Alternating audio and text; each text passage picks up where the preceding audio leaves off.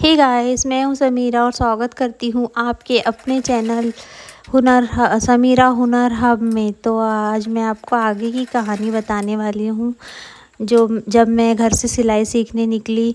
जैसे मैंने एपिसोड 3 में आपको बताया था कि मम्मी मुझे टीचर बनाना चाहती थी, लेकिन शादी के बाद इतनी प्रॉब्लम, इतनी समस्या आई कि मैं कुछ कर नहीं पाई। फिर 42 साल की उम्र में जब मैं घर से निकली तो मुझे कौन कौन मिला रास्ते में, मैं बताती हूँ। पहले मैं निकली तो मेरे मोहल्ले वाले जो लोग थे कॉलोनी में थोड़े आगे, वो मुझे पहचानते नहीं थे। उनको लगा कि मैं कोई नई हूँ, कोई नई लेडीज़ हूँ और रास्ता भूल गई। तो उन्होंने मुझे कहा कि आप कहाँ जाना चाहती हो, किसको ढूंढ रही हो। तो मैंने बोला कि मैं यहाँ पर कोई सिलाई सिखाता है क्या भैया। तो उन्होंने मुझे बताया कि वहाँ चले जाओ, वहाँ पर एक आंटी सिलाई सिखाती है। तो मैं उनके यहाँ गई तो आंटी ने मुझे कहा कि मैं आपको सिलाई नहीं सिखा सकती हूँ, मैंने आपको आपको मतलब देखा है शादी वगैरह में, सुना है आपके बारे में, आप तो हमारे पिछली गली में रहते हो, तो आपको जो भी सिलना रहता तो आप मेरे से सिलवा लिया करो, आप मत सीखो सिलाई, अब क्या करोगे सिलाई सीख के। तो मैं समझ गई कि वो मुझे नहीं सिखाना चाहती। उनके अंदर एक डर है कि अगर मैं इसको सिखा दूँगी तो ऐसा ना हो कि मेरे कस्टमर इसके पास जाने लगे। मैं थोड़े आगे गई और थोड़े आगे जाके थोड़ा थोड़ा मुझे जैसे मार्केट का आइडिया था, क्योंकि कभी कभी मैं अपने रात में अपने हस्बैंड के साथ जाती थी, बैठ के कुछ लेना रहता था, कपड़े चूड़ी वगैरह, या डॉक्टर के पास जाना रहता तो मैं जाती थी। तो कुछ रास्ते मुझे पता भी थे। तो मैं पैदल पैदल घूमते घूमते गई और एक फिर मुझे बुटीक ऊपर दिखा, मैं वहाँ गई। तो वहाँ पर दीदी से मैंने बात की तो दीदी हंसने लगी कि अरे अब क्या करोगे, और आपको तो चश्मा भी लगा हुआ है, अब आँखों पे क्या जोर डालना, और आपके तो हस्बैंड अच्छी पोस्ट पे है, अच्छी या ड्यूटी है। तो मैंने बोला ड्यूटी में मेरे हस्बैंड है, मैं थोड़ी हूँ, और सैलरी मेरे हस्बैंड को मिलती है, मुझे थोड़ी मिलती। तो वो हंसने लगी, एक ही बात है। मैंने बोला नहीं, एक बात नहीं है, आप खुद सिलाई करते हो, आत्मनिर्भर, आप जानते हो कि पैसे कमाना और आत्मनिर्भर होना लेडीज़ के लिए कितना ज़रूरी है। मैं समझ गई गाइस कि वो भी मुझे नहीं सिखाने वाली। फिर मैं वहाँ से निकली तो एक और लेडीज़ थी, मैं उसकी शॉप में गई, मतलब उसकी शॉप घर में ही थी, मैं वहाँ गई। तो मैंने उनसे बोला कि दीदी मुझे सिलाई सीखना है। तो उन्होंने मुझे ऊपर से नीचे तक देखा और बोले मेरी फ़ीस तो बहुत ज़्यादा है, आप दे नहीं पाओगे। और उसने मुझे डायरेक्ट मना नहीं किया, उसने यही बोला कि मेरी फ़ीस बहुत ज़्यादा है, आप नहीं दे पाओगे। तो मैंने बोला दीदी इतनी कितनी फ़ीस है आपकी। तो बोले 10,000 रुपये दो, 10,000 रुपये में मैं तुमको बेसिक और एडवांस सब सिखा दूँगी। मैं समझ गई कि ये भी मुझे सिखाना नहीं चाहती। हर कोई ये सोच रहा था कि मैं बाजू वाली गली में बाज़ार के पास ही मेरा घर है तो रहती हूँ, और मेरे हस्बैंड को सब लोग जानते थे क्योंकि मेरे हस्बैंड वहीं के थे, इसलिए कोई मुझे सिलाई सिखाना नहीं। सबको ऐसा लगता था ये बहुत पैसे वाले लोग हैं, अगर ये सीख गई तो हो सकता है कि इन लोग शॉप ले ले बाज़ार में और एक कंपटीशन और हमारे सामने खड़ा हो जाए। तो मन मन में खुशी भी हो रही थी कि देखो अभी तो मुझे आता नहीं, तो ये लोग इतना डर रहे हैं, और जब मुझे आ जाएगा तो ये लोग मेरे से कितना डरेंगे। फिर प्रॉब्लम ये थी कि बाहर अगर जाऊंगी तो ऑटो से जाना पड़ेगा, और कैसे मैं घर का भी काम करूंगी। यहाँ तो मैं फिर भी आ जाऊंगी, लेकिन ऑटो से मैं बाहर नहीं जा सकती। ऐसा सब हो रहा था, मन में दुख भी हो रहा था कि कैसे लोग हैं, इनकी सोच कैसी है, कितना मतलब लेडीज़ों के अंदर कितना वो भरा हुआ है, कितना डर भरा हुआ है कि अगर हम इसको सिखा देंगे तो फिर ये सीख लेगी और कंपटीशन बढ़ जाएगा और हमारे ग्राहक। चलो उनको मेरे ऊपर विश्वास तो था। फिर एक दीदी और थी, मैं जनरल स्टोर था, वहाँ जाके मैंने बताई कि मैं 2-3 घंटे से ऐसे सर्च कर रही हूँ, और 2-3 गली में और मोहल्ले में पूछने गई तो सब ऐसे ही बोल रहे हैं, कोई सिखा नहीं रहा।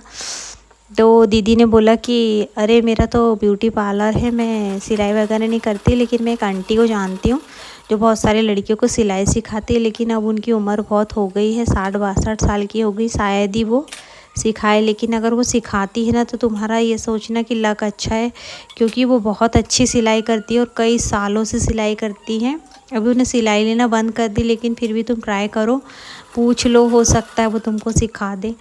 गाइस पैदल चलते चलते 2.5 से 3 घंटे हो गए थे, मैं थक गई थी, धूप भी बहुत थी, लेकिन मैं ठान के निकली थी कि आज मैं पता करके ही आऊँगी कि कौन सिलाई सिखाता, और मैं सिलाई ज़रूर सीखूँगी। फिर मैं पैदल पैदल उनका घर पूछते हुए गई, और वहाँ गई तो वो आंटी सिलाई कर रही थी, तो उन्होंने बोला बेटा कुछ सिलवाना है। मैंने बोला नहीं आंटी मुझे सिलाई सीखना है। तो वो हंसने लगी, बोली कि सिलाई सीखना है तो मार्केट में जाओ तुम मेरे घर की। आई तो मैंने उनको सब बताया कि ऐसा ऐसा हुआ है। और दोनों तीनों बुटीक में मैं गई थी जो हमारे फेमस है हमारे यहाँ के, तो उन लोगों ने ऐसा बोला। तो आंटी बोले कि अब क्या करना, तो मैंने बोला आंटी प्लीज़ आप मुझे सिलाई सिखा दो। तो आंटी ने बोला बेटा मेरे हेल्थ इशू है, फिर तबीयत ख़राब रहती है, मैं 1-2 दिन सिलाई करती हूँ तो 1-2 दिन आराम करती हूँ। और कुछ लोग हैं जो हमेशा से मेरे कस्टमर रहे, वो मानते ही नहीं है, रख के चले जाते, इसलिए सिलती हूँ, नहीं तो मैं कपड़े बहुत कम सिलती हूँ। मैंने बोला आंटी प्लीज़ मुझे सिखा दीजिए, मेरी ऐसी ऐसी प्रॉब्लम। मैंने उनको पूरा बताया, मैरिज का बताया, परिवार में क्या प्रॉब्लम है, कैसे मैं बाहर निकली, ये सब। तो उनको लगा कि मैं सच बोल रही हूँ, उन्हें मेरी बातों पर विश्वास हो गया। और वो बोलने लगी कि 10 तो नहीं लेकिन मैं 5,000 रुपये लूँगी। गाइस मेरे लिए 5,000 रुपये भी बहुत ज़्यादा उस टाइम होते थे, क्योंकि मैं 1-2 रुपये 10 रुपये अपने हस्बैंड से शैम्पू के पाउच के लिए मांगने में इतनी शर्माती थी। और मुझे बहुत बुरा लगता था कि मुझे छोटी छोटी चीज़ों के लिए उनके आगे हाथ फैलाना पड़ता, उनसे बोलना पड़ता है कि मुझे शैम्पू के पाउच चाहिए, या मुझे सैनिटरी नैपकिन लेना है, या मुझे क्लिप लेना है, या मुझे कुछ भी लेना है, मतलब जो ज़रूरी है। लेडीज़ों को बहुत ज़रूरी सामान ऐसे होते जिनके बिना चलता ही नहीं है। आप सब जानते हैं ये बात कि बहुत सारी चीज़ें ऐसी होती है जिनके बगैर हम लोग जी नहीं सकते, हम रह नहीं सकते, बहुत सारी चीज़ें होती है। तो फिर मुझे बहुत शर्म आती थी। तो मैं जब 10 रुपये शैम्पू के पाउच के लिए नहीं मांगती थी, मैंने छोड़ दिया था मांगना, शर्म आती थी, साबुन से सिर धोना शुरू कर दिया था मैंने। तो मैं 5,000 रुपये कैसे मांगती अपने हस्बैंड से। मैंने बोला आंटी मैं आपको किस्तों में दूँगी।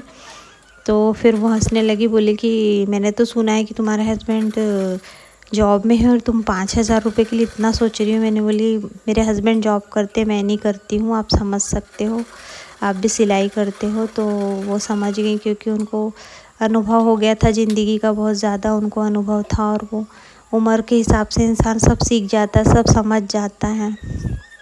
तो वो मुझे सिलाई सिखाने के लिए तैयार हो गए। और उन्होंने बोला कि ठीक है तुम 500-500 रुपये, 1,000-1,000 रुपये करके मुझे देना, लेकिन पूरी सिलाई सीखना, और जब तक तुम्हारी फ़ीस नहीं होती तुमको डेली आना पड़ेगा और पैसे पूरे देना। ये नहीं कि तुम थोड़ी बहुत सिलाई सीख और भाग जाओ और मेरे पैसे ना दो, क्योंकि बहुत लोग ऐसा करते हैं कि सिलाई सीख लेते हैं और पैसे देते नहीं। मैंने कहा नहीं आंटी आप मुझे अभी नहीं जानते, मैं इस तरह के नहीं हूँ, मैं ऐसा नहीं करूँगी, आप मेरे गुरु हो, आप मुझे ये हुनर सिखा रहे हो और मैं ऐसा करूँगी तो आगे कैसे बढ़ूँगी। तो उनको मेरी ये बात भी अच्छी लगी और उन्होंने मुझे सिलाई सिखाना शुरू कर दिया। मैंने उनको बोला कि मुझे सूट नहीं, पहले मुझे ब्लाउज़ सिखाइए आप, क्योंकि ब्लाउज़ में मुझे इंटरेस्ट है और बहुत आजकल ब्लाउज़ ज़्यादा हमारे कॉलोनी में सिलवाते हैं। तो उन्होंने मुझे सिलाई सिखाई, मैंने सिलाई सीखी। और ट्रस्ट मी गाइस मैंने 3 महीने में पूरा उनसे कोर्स सीख लिया। और वो अपने जो उनकी सिलाई आती थी वो भी मुझसे सिलवाने लगी, मेरी प्रैक्टिस अच्छी हो रही थी। उन्होंने पहले अखबार में मुझसे कटिंग करवाई, ड्राफ्टिंग करवाई, और उसके बाद धीरे धीरे कपड़ों पे करने लगी, पिको फॉल, हर चीज़ उन्होंने मुझे सिखाई आंटी ने। आज मैं उनका बहुत एहसान मानती हूँ और उनके लिए दुआ भी करती हूँ कि वो हमेशा स्वस्थ रहे और हमेशा खुश रहे। उन्होंने बहुत अच्छा मुझे हुनर दिया, मेरी गुरु है। जब भी मुझे किसी चीज़ में मुझे अच्छा नहीं लगता है या मुझे कभी मम्मी की याद आती है, कुछ आती, तो मैं उनको कॉल करती हूँ, उनसे बात करती हूँ और वो मुझे मम्मी की तरह समझाती है। और इससे मुझे पता चला कि दुनिया में सब लोग बुरे नहीं, कुछ अच्छे भी लोग हैं। तो चलिए हम 4 पार्ट में मिलते हैं।